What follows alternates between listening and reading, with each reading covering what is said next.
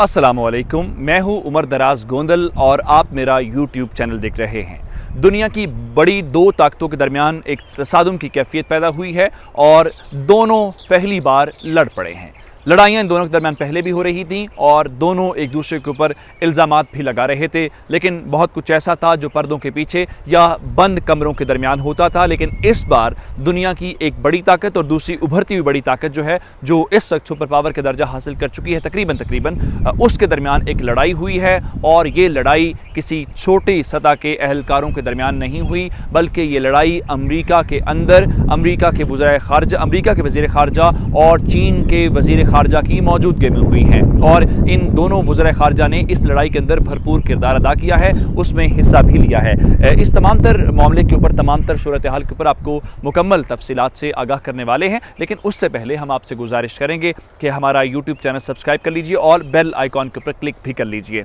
आपको मालूम है कि जो बाइडन के आने से पहले ट्रंप के दौर में चीन और अमरीका के दरमियान जो ताल्लुकात थे वो इंतहाई कशीदा हो चुके थे और दोनों ने एक दूसरे के ऊपर टैरिफ को लेके बहुत सारी पाबंदियां लगाईं। उन पाबंदियों को लेके हमने देखा कि जो ट्रंप थे वो बार बार जो कोरोना वायरस है उसको चाइनीज़ वायरस कहते रहे। और इसके अलावा अमेरिका की जानिब से बार बार एक इल्ज़ाम लगाया जाता है कि उनकी जो टेक्नोलॉजी है वो चीन चुराता है और चीन जो है इस वक्त दुनिया को घेरने की कोशिश कर रहा है। और इसी हवाले से यूरोपीय यूनियन और जो नेटो के इल्ज़ामात हैं वो भी सामने आते हैं। लेकिन इस बार इस किस्म के जो इल्ज़ामात हैं, जो ये कहानी है, कहीं किसी प्रेस ब्रीफिंग के अंदर नहीं हुई, किसी ट्वीट के अंदर नहीं हुई, बल्कि इस बार दोनों जानिब के बड़े बैठे हुए थे और एक ऐसी मुलाकात जिसके लिए 4 मिनट पहले मुख्तस किए गए थे ताकि जो फ़ोटोशूट है वो हो जाए, उसके बाद एक रस्मी मुलाकात का आगाज़ होना था। वफूद की सतह पे मुज़ाकरात होने थे। अमरीकी सदर जो बाइडन के आने के बाद ये पहली बाज़ाब्ता मुलाकात थी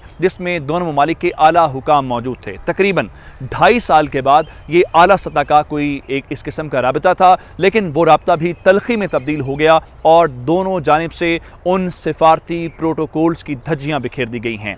इस मुलाकात के अंदर अमरीका के secretary of state Antony Blinken मौजूद थे और चीन के वज़ीर ख़ारजा वैंग यी भी मौजूद थे। इस मुलाकात के दौरान जब ये फोटोशूट हो रहा था तो इस दौरान एक दूसरे के ऊपर संगीन इल्ज़ामात लगाए गए और फिर जो वहाँ पे मौजूद रिपोर्टर्स थे उनको कहा गया कि आप तब तक नहीं जाएंगे जब दूसरा जो गिरोह है, यानी जब अमेरिका ने बात कर ली तो चीन वाले जब तक उसका जवाब दे नहीं लेंगे तो आप नहीं जाएंगे। तो यूं वो 4 मिनट जो मुख्तस किए गए थे वो 1.5 घंटे से ज़ायद वक्त ले गए और इस दौरान एंटनी ब्लिंकन ने चीन के ऊपर इल्ज़ामात लगाए और कहा कि हम वापस आ चुके हैं, अमेरिका दोबारा से अपनी शान शौकत के साथ वापस आ चुका है, हम अपने इत्तेहादियों के साथ मिलकर अपनी पोजीशन दोबारा हासिल कर चुके हैं, हम अपने एलाइज के साथ री इंगेज हो रहे हैं। उन्होंने कहा कि आपने जो करना था कर लिया, अब आप अपनी हद में रहें। उन्होंने कहा कि हमें पिछले अरसे के दौरान जो चीन के मुख्तलिफ मामलात हैं उसके ऊपर शदीद तहफ़्फ़ुज़ात हैं। साथ ही उन्होंने ये भी कहा कि हमें ताइवान को लेके, यिंगयांग को लेके और इसके अलावा जो दीगर उनके मामलात हैं, ख़ासकर उन्होंने कहा कि आप जो साइबर अटैक्स अमेरिका के ऊपर करते हैं हमें बहुत तहफ़्फ़ुज़ात है। इसके अलावा उन्होंने चीन को डराने की कोशिश की। आपको मालूम है कि चीन के और जापान के ताल्लुकात की नौयत क्या है और इस दौरान उन्होंने कहा कि मेरा जो पहला ट्रिप था वो जापान और कोरिया का था, तो आपको मालूम होना चाहिए कि हम आपके बारे में क्या इक़दामात कर रहे हैं। जिस पे वैंग यी जो चीन के वज़ीर ख़ारजा हैं उन्होंने बग़ैर लगे लिपटी अमेरिका को सुनाई और कहा आप हमें सुना नहीं सकते, आपकी जमहूरियत आपके साथ, हमें ये जमहूरियत की कहानियाँ मत सुनाइए, आप होते कौन हैं हमारे साथ बात करने वाले। इस दौरान उन्होंने कहा कि आप अमेरिका की बात करें, आप अमरीकी हुकूमत की बात करें, क्योंकि आप अमेरिका के नुमाइंदे हैं, आप दुनिया की बात ना करें। इस दौरान जब मामला बढ़ा तो इस दौरान जो अमेरिका के नेशनल सिक्योरिटी एडवाइज़र हैं उन्होंने भी बात की, उन्होंने भी मुख्तलिफ मामलात को लेके चीन के ऊपर दबाव डालने की कोशिश की। इस दौरान जो फॉरेन अफेयर्स कमीशन है चाइना का, उनके जो ओहदेदार मौजूद थे, उन्होंने कहा कि आप आज से 20 या 30 साल पहले भी जो आप हमें अमेरिकन वैल्यूज़ सुनाते हैं हमें वो मत सुनाएं। आप 30 साल पहले भी इस पोजीशन में नहीं थे, आप हमें लेक्चर दे सकते, आप आज भी इस पोजीशन में नहीं हैं कि हमें लेक्चर दे सकें। आपके जो मामलात हैं आप अपने घर को सुधारें, अपने मामलात को देखें, आप दुनिया के ठेकेदार न बने, आप दुनिया के ठेकेदार ना बने बल्कि आप अमरीकी हुकूमत के नुमाइंदे हैं, इसलिए आप अपने घर तक ही महदूद रहें।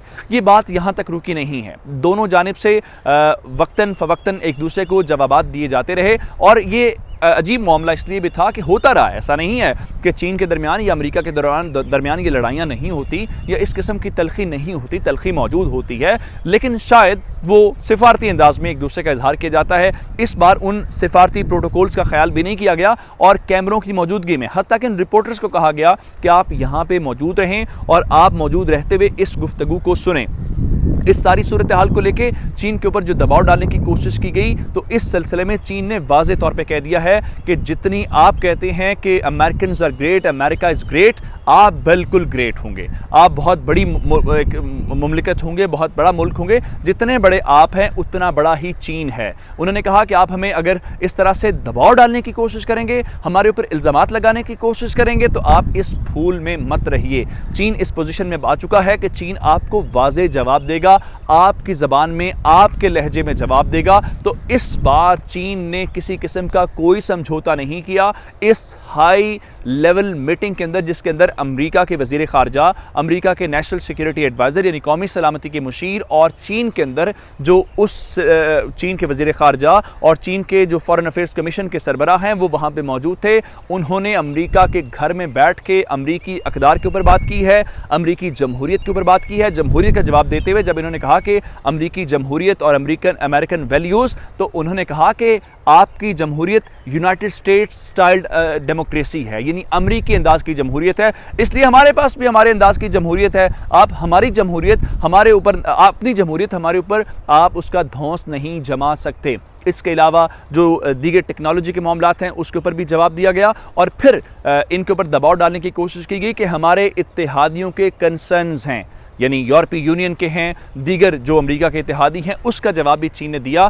चीन ने कहा बिल्कुल हमारे भी इस किस्म के तहफ़्फ़ुज़ात आपके बारे में भी हैं, तो अगर आप ये समझते हैं कोई ऐसी सूरत हाल है कि हम आपके दबाव में आ जाएंगे या ये जो लड़ाई है, इस लड़ाई को इस सूरत में आप लड़ना चाहते हैं, तो हम मुकम्मल तौर पर तैयार हैं और हम आपका जवाब इसी सूरत में देंगे। तो ये मुकम्मल कहानी है जो इस सिलसिले में हमें अलास्का के अंदर हुई है और इसके बाद अब ये तवक्को की जा रही है कि 2.5 साल के बाद जो मुलाकात हुई है, उस मुलाकात के बाद ये तलखी मज़ीद बढ़ने वाली है। और जो ट्रंप के दौर में हुआ, ट्रंप के आने के बाद इन्होंने कहा, फिर इन्होंने उनको धमकी दी, मीठे अल्फाज में कहा जहाँ पे हमें आपके साथ कोऑपरेशन की ज़रूरत होगी, यानी ताउन की ज़रूरत होगी, हम आपके साथ कोऑपरेशन के लिए भी तैयार होंगे, लेकिन जहाँ पे कंपटीशन की ज़रूरत होगी तो अमेरिका कंपटीशन के लिए भी तैयार है। लेकिन चीनियों ने भी वही जवाब दिया। चीनियों ने कहा कि बड़ी सादा सी बात है, आप जिस लहजे में, जिस ज़बान के अंदर, जिस अंदाज के अंदर बात करेंगे, चीन उसी अंदाज के अंदर बात करेगा। तो ये तमाम मामला है जो अलास्का के अंदर हुआ है। जाते हुए आपसे गुजारिश करेंगे कि हमारा यूट्यूब चैनल सब्सक्राइब कीजिएगा। आपकी समातों का बहुत शुक्रिया।